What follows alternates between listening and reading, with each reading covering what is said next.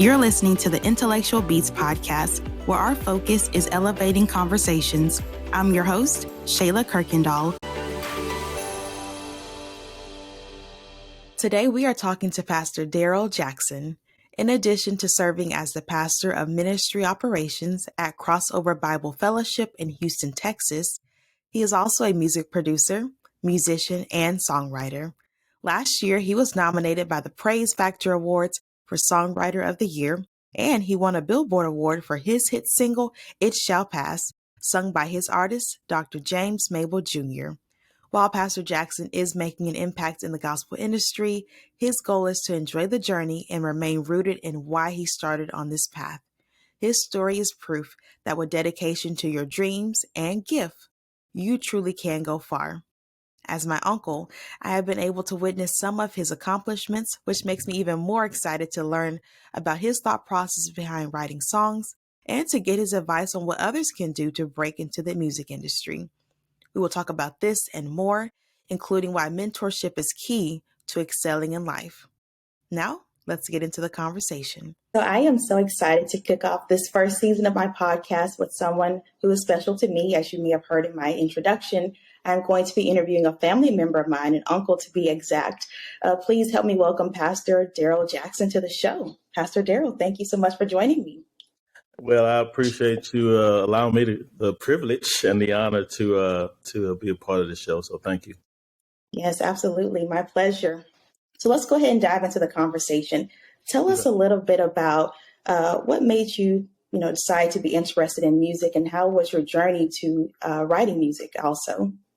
Well, I mean, it's a long story, but I'll kind of give a short, condensed version. I actually started playing music when I was 8 years old. There was a lady who was actually Sunday school superintendent at my home church.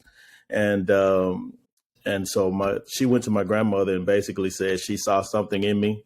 And I couldn't really play. I tell everybody around the world when I go speak and teach, I started playing with this finger right here. Pass me not, oh gentle Savior. And that's all I could do. And so I was playing for Sunday school. People laughed at me and all this other good stuff. But anyway, she saw something in me. They allowed me to start playing for Sunday school. I began to teach myself how to play the organ, the piano, the drums. And from there, around by age 13, 14, I became the minister of music at this particular church, which was my home church. Left there and became a minister of music at the church where I met your aunt back in 1992, I believe. And from there, I began to play professionally with several groups around the city of Houston and, travel and just began to develop my production ear, began to develop writing. Even when I was 13, 14, when I was at that church, I began to write, little songs here and there and didn't think much of it until years later when I began to become more immersed in the arts, especially gospel is really my main genre. We do jazz and some other things, but really in the gospel area, I began to notice that the songs I was writing were really touching people, not only here locally, but abroad. And I just began to hone the skills. So I believe that was around, 1995, 1996. And so from there, over the years, have had the privilege and the pleasure to write for, different artists. And it's a long journey, but it's really just been taking step after step after step and just being able to be in the presence of greatness and watching other amazing writers, people like Mike McKay came up under him. He's the one that got Yolanda Adams, he writes for them, Kurt Frank, all those amazing people, Daryl Coley. And so, just being around, greatness and really gleaning from, I would call the masters. What I hear from you as you're speaking is moving forward in faith. Yeah. And to be able to do so at such an early age, what would you tell somebody who is young and trying to still discover their gift, especially in the church? How would you encourage them to keep going? And honestly, I would say even to be able to protect their gift as they are transitioning from one phase to the next, maybe using their gifts in ministry. Yeah, no, that's a great question. I mean, and I just kind of gleaned from my life. I had great mentors. I was in churches around leaders who really knowingly or unknowingly poured into me, and I was a sponge. I was, really, I really love music, and I wanted to be better. And I didn't know that the leaders and the people who were around me were the best, at what they did. But they were, and a lot of those, because I'm, here in Houston, a lot of those individuals were at the top of their craft. And so, as God would have it, he had me around them, and I just picked it up and I wanted to do. And I would just say to anyone who's aspiring, first of all, I mean, love what you do. And then second, to find individuals who are proficient in the area that they're trying to perfect, because we all are works in process, and we have to have those strong men and women around us who can guide us into the right places and spaces. We don't know it all, but there are some people who've been around the block more than we have, or longer than we have. And I just think it's valuable, and we can add value to ourselves. And that individual who may be aspiring can add value to themselves when they really understand, iron sharpens iron, Proverbs 27:17. You have to be around people who can sharpen what you have. And so that's my counsel or advice. I love that. I love that, because that's a very good point. When we are collaborating with other people, we have to take into consideration of if their skill set is matching ours, and if not even greater, for striving towards that. Which brings me to the point. So you've had two hit singles, Free as well as It Shall Pass. And there is an artist, Dr. James Mabel, that has sung both of these songs. What has it been like, partnering with James to have those two songs released? What was that experience like?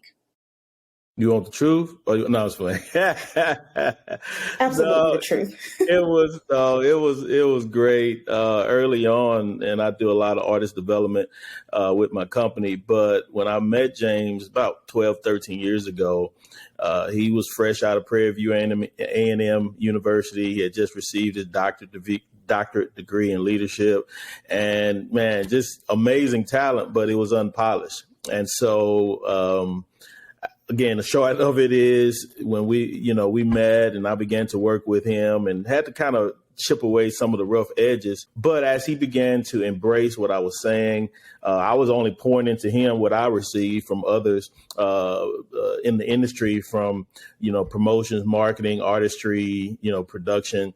I was only trying to make him a better artist. And so since then, God has allowed us to accomplish these amazing things. And I told Jane, we talk about this all the time. We was at a big function this past weekend, and I reminded him, I said, you remember when we first met, and I told you, if you are just looking for your name to be in lights and billboards and all of those stuff, then I'm the wrong person, because I don't, that stuff don't mean nothing to me. Really, it doesn't. I mean, it's fun. We enjoy the ride. And that's kind of what I told him. I said, man, let's just enjoy the ride. And if by chance that happens, then we have fun and we celebrate it. But my motives, and I was trying to really make sure that, his motives were pure, because and I've been a part of that. When I first started in my music career early, I was starstruck, right? And I want to be this and want to be with this and all that stuff. And God just kind of helped me to understand the importance of just enjoying the journey. And so that's what we did. We just began to enjoy the journey. It was tough, but we enjoyed the journey. And then we look around. Matter of fact, we were in Austin, Texas, I believe, Marcia, my wife, Marcia, and James. And we were just at a late dinner, about 10:30, 11 o'clock at night. And just talking about the journey ahead. Didn't even know that about 30 minutes later, we received a text stating that we had just been nominated. I'm Free, the song I'm Free that I wrote, had just been nominated for considered for a Dove Award. I mean, right? I mean, I'm like, what in the world? And we were just at dinner talking about, man, it would be, it's just amazing what God had been doing. So we were just kind of rehearsing the story. And then to receive that message was kind of like, it was unreal. It was, surreal.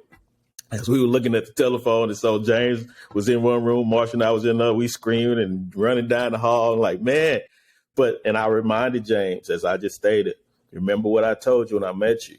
Let's just enjoy the journey, have the right motives, have the right heart. Psalm 84:11, God blesses the upright. And that's kind of what it's been. It's just been like amazing. Then when we got the Billboard #1, that was just, again, that wasn't expected. It was just hard work, just going in, doing what we do, perfecting our craft, our sound, what we do, and just enjoying the ride. So, it's been cool. Yeah, it's been cool. That's incredible. Because I know, in addition to the journey, of course, of getting both those songs released and them both becoming great hits, that you did have a testimony leading up to, I want to say, both of them. That was pretty unique. Can you share a little bit of that for us? Yeah. With I'm Free, it was really one of those things. I was on the freeway driving, listening to a radio broadcast that I hadn't heard in years, 105.7, Chuck Swindoll, and he was teaching about grace.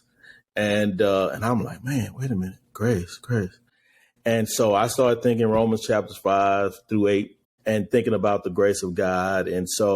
And how that grace has freed us to worship, to be a part of this great body we call the Christian faith, because of God's graciousness unto us. And so that's kind of how that song came to being. With this last one, It Shall Pass, we were actually just going to do a 3-song demo, and then we kept pushing it, and then we went from 3 to 4. And so the 5th song is actually It Shall Pass. And it was really designed to be a filler on the CD.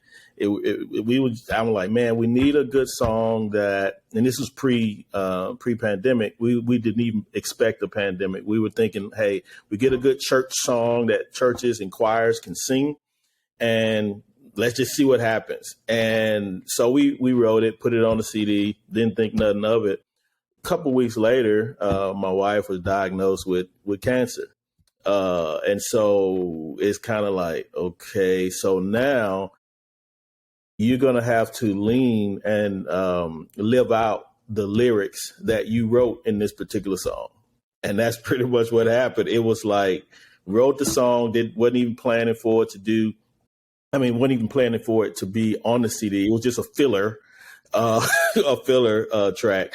And then that filler track became a primary track, because then after this cancer diagnosis, we had to live the words of the lyrics that's in the particular song. And then the song hit #1 on Billboard. I mean, come on, you can't even write stuff like that. That's That's just totally amazing. We're still kind of like scratching our head like, okay, God, I see you. And what's so funny about that is because, during the pandemic season, I felt like so many things were happening to so many different people. And for you still to be able to say, we're still working on producing, something but based off the vision that God has shown you. I think that's a great testament to the fact that the circumstances around you doesn't have to define you and doesn't have to stop you from progressing into what God has called you to. As you mentioned with your wife, my aunt, a breast cancer diagnosis, that's a scary thing that can shake you up, but still having enough faith to produce. So thank you so much for sharing that. Yeah, it was a faith to produce. It was tough. I mean, myself and others have preached and taught to congregations and around the world, and encouraging other people to push through their issues and their problems. But then when it hit my house in that regard, now we experienced some other stuff, of course, but we hadn't, ever heard the C word in either of our families. I mean, it was really like, and then, she gets checked every year. She's not one of those persons that, I don't want to, no, she's very diligent in that regard. And so it was actually the same day, because I actually had to do some service at George Floyd's funeral here in Houston. And so I went to that. She went, instead of coming with me, she went, Marsha went to the doctor, and she found out that same day, but she didn't tell me until the next day because I got home late. And so all that to say, it was tough, but then you go back to those words of the song, whatever you're going through in your life, God wants you to know that it's going to be all right. This too shall pass. Your tests and trials, they come to make you strong. Be encouraged because it won't last long. Well, okay, it sounds good from a song perspective, but how do you live that? And so even as a preacher, a professor, or this and that, it was tough. I mean, even today, it's still some days, we all have our moments, but all that to say, you're right. We had to really, push through and depend on God and now that song, which is a filler song, is blessing the world. And people who hear it, we were just at a big function this past week, and I was like, it's rare for, a writer to be in the same room of a major platform that we were in, and to see how just the people were blessed, which is our motives and intent of writing, of course, to all the songs that we write. It's just to be an encouragement to people, and just to see how God just used that tune to encourage those people. And then so many other testimonies that we receive through, inbox and Facebook and all this other stuff. So, yeah, it's just humbling. For me, it's humbling. That is truly amazing. Truly amazing. I want to touch upon that actually, because you mentioned to be in the room with like individuals who are a part of like a major business, maybe corporation, and you having your own music production and being able to just captivate them. So you have a production company, IFOG Music, IFOGG. What was that journey like? Which stands for It's For Our Great God. So when I created that 15, 20 years ago, that's what I felt my music ministry was about. It's for our great God. It's not for me, and it's for him. So, and then still having that, like you said, the same motives of being intentional, having those pure intentions of not just doing it like for money or for fame, but trying to reach souls. Going back to what you mentioned earlier about having to pour out to like your audience, those who you minister to, how has it been balancing being a pastor with also, like you said, teaching, being a professor, and going to different speaking engagements, traveling, and then also trying to still be a great songwriter? How is that like, trying to balance all that together? I think you said it's about balance. I mean, it really is. And, making your why, we hear this so many times, making your why, the why, understanding your why, making that thing, to be the thing that you do. And so my thing is glorifying God. Whatever I do, Colossians chapter 3, verse 17 and verse 23 says, whatever we do in word and deed, we do it to the glory of God. And so I don't pretend. I enjoy what we do. I enjoy what I do in ministry and music, but my why is always in front of me, because I know the scriptures, and I know how when men and women of old decided to hijack God's glory and to usurp authority that don't belong to them, I understand what happened. So for me, I don't care what setting I'm in. I could be in the presence of, kings, queens, presidents. I've had that. I've been in Africa. I've been in the presence of great, mighty people. Whatever, this past week, I was in the presence of what the industry would call great and mighty people.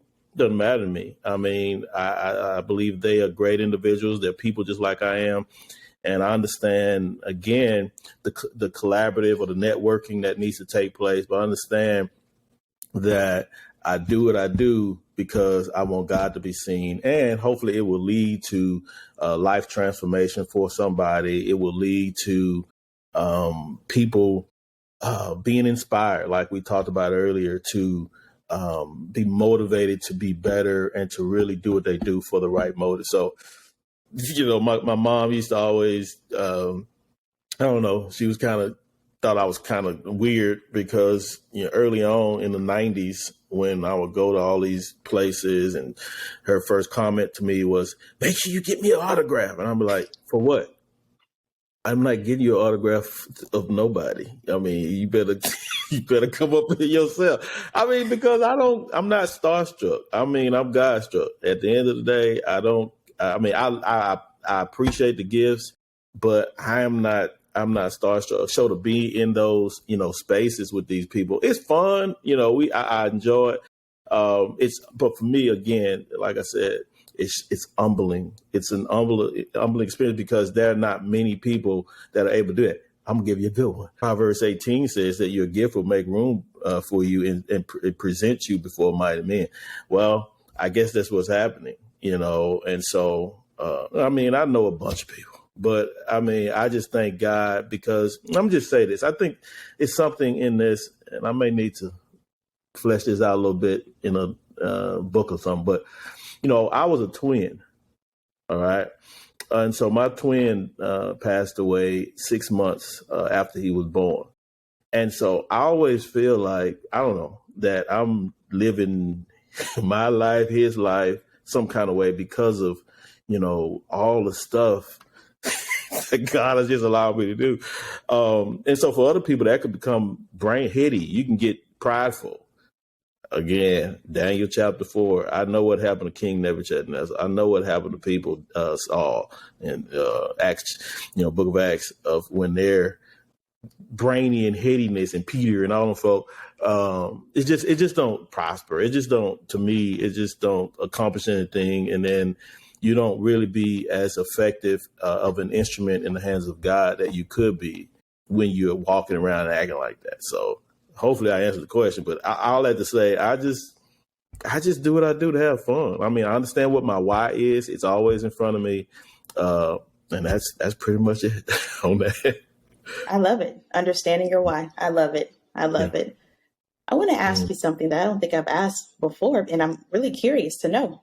What is your process like to writing a song? Like, how long does it maybe typically even take you? Because I know earlier you mentioned you heard a song on the radio that triggered the inspiration behind I'm Free. But when you're sitting down, you begin to actually start writing the song, composing those lyrics. What is that whole process like? So we talked about that this past weekend. Every time I'm around some of my colleagues, they talk about my even your aunt. She'll tell you call her right now. She'll say, "Oh no, I can hear like the I'm Free song." It was a sermon that I was listening to, and I just kind of started listening to the words and connecting those to the overall narrative of what God is doing in our life and has done. So that's how that song. But any other song, I can hear a beat. If you say a keyword, I can take that word and begin to unpack it. So for me, I'm pretty versatile and flexible on how I write. It's no one way. So they used to call me the Babyface of gospel, because if anybody know anything about Babyface, most of your artists back in the 80s, 90s, those songs were written by Babyface. A lot of times people didn't even know that. But he was so prolific in his songwriting. And so I don't know, prolific or pathetic, whatever I am. I'm just telling you, it doesn't take much for me. I can hear a sound. I can see a word. I could hear a sermon, a lesson, just hear an inflection in the voice. I mean, I could hear a drip from the faucet. I've written songs like that. Matter of fact, a song that I can't remember the song right now, but we were at one of our old houses and we were in the kitchen. I think it was I'll Answer. Yeah, it was. And Marsha was cooking. It was doing Thanksgiving. And she said something. I said, wait a minute, what did you just say? And she said it again. I went straight to the keyboard and pecked it out. So no one way. I'm in the car. I see something on a billboard. I see a bird fly. I mean, they call me crazy brain. So I don't know. Because my inspiration comes in so many different ways. So again, that's why I say, maybe I'm living my brothers and my life. I don't know. It's something weird about me. I don't know what it is yet. I was actually telling my mom this a little earlier. It's just so interesting when the anointing is on someone's life, because sometimes I think that person can't even explain it themselves. And often it takes other people seeing it, for them. As you mentioned, when you were 8, someone saw it already in you. So That's just truly incredible. Yeah. And I just would have never thought they called you the Babyface of gospel. I mean, That's what I they learned call something today. it. Yep, I can write a song out of anything. But I think that's great though, because I know you can play by ear. I know your son can play by ear, and I think that's truly an incredible gift to be able to develop. It's definitely needed, especially in our churches. So I'm glad that you were able to stay with that and develop that. Oh, yeah. That's great. And for those who may be looking and watching this, I did know I can read a little bit. I used to really know how to read music because I had to read it when I was in middle school and high school. But of course, that old adage, you don't use it, you lose it. And so I hadn't, honed that skill. I hadn't really just sat down the last over 25 years, literally. It just, when I left high school back in 91, I didn't have to use the skill. I mean, the arenas that I was in, I could really lean more on my ability to play by ear than having to read the music. And so it kind of hurt me in a sense. So I would just encourage anyone, man, if you have the skill, the gift to do it, you need to keep using it. So, cause you will get rusty. So. And you're referring to when you played like in band? Well, but I used to play, with piano and music. I was always, from middle school to high school, I mean, I'm just always ahead of the class, if you will, in that area with music. I was the drum captain 4 years of high school with the school choir. We traveled. I played in Carnegie Hall.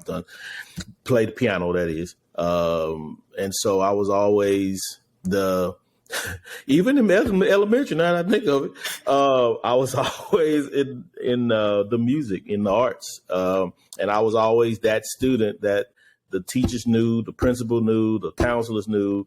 I had special privileges. I did. And so, I would play for everything, play music, play the piano for all the assemblies and all that stuff from elementary all the way through high school. And so I actually had a scholarship to Texas Southern University, had a scholarship, but didn't really understand the worth and the value of that back then. And it was in music, actually, because I could read and I could do all that stuff back then. So I could play. I can still read the stuff. I just, I'm just rusty on. It would take me a little longer to pick out something. So if I would have to play a piece, I would have to bring it home, work on it. So sight reading, can't do that stuff no more. Not fast like I used to. So got to keep practicing. You have to keep practicing. Definitely. Yeah, definitely got to practice. Well, listen, this has been some really great conversations taken away from this today. You spoke to this earlier about, again, keeping your intentions pure, and no matter how up the ranks per se you go, to still remaining humble. Can you just give any last words to someone who is trying to maybe break into the music industry, someone who is trying to maybe be a successful songwriter in the gospel industry, and someone who is just trying to keep pursuing their gifts? Can you give any last words and encourage that individual before we leave today? Yeah, I mean, if that's what God has created you to be and to do, then definitely continue honing that gift. But like I mentioned earlier, you need a mentor. You need someone let me qualify. You need a mentor with integrity, because there's a lot of us who started out years ago who got burnt by music professionals in the industry. And for many, they crashed and burned and never recovered. That's the artist or the musician, that is. And it's like, you have to have and know how to go about partnering and collaborating with people who have integrity. And there's ways to discover that and all that kind of stuff. But that's what my counsel would be. One of the other companies that we started called the Levite Collab. We started that company with with A-list professionals around the country. And that list is growing by the month. And the goal in that was to really bring together a network of professional musicians and artists that could help a new artist, because we really help indie artists. I have a big conference coming up in October in Memphis. But our goal is really to help aspiring indie artists from creating a tune to promoting, to getting it charted on billboards.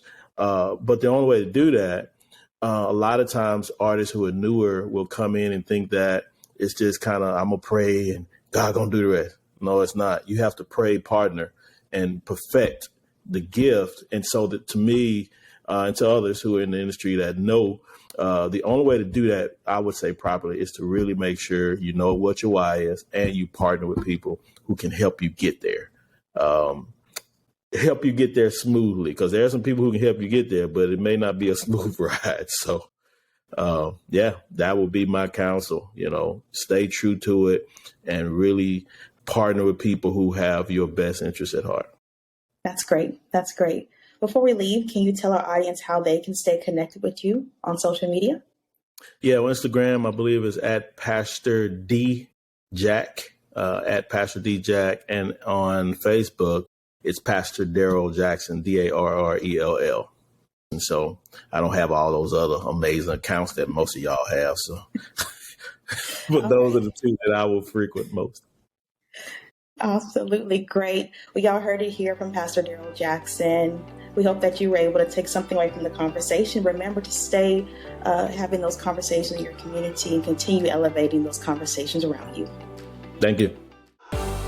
Thank you for joining us this week on Intellectual Beats. Did you enjoy the conversation? Follow us on Facebook and Instagram and let us know what you thought about this episode. You can also visit our website at intellectualbeats.com for more content. Don't forget to subscribe, review, and rate this podcast so we can continue bringing you content that will engage, uplift, and challenge you to make an impact in your everyday life.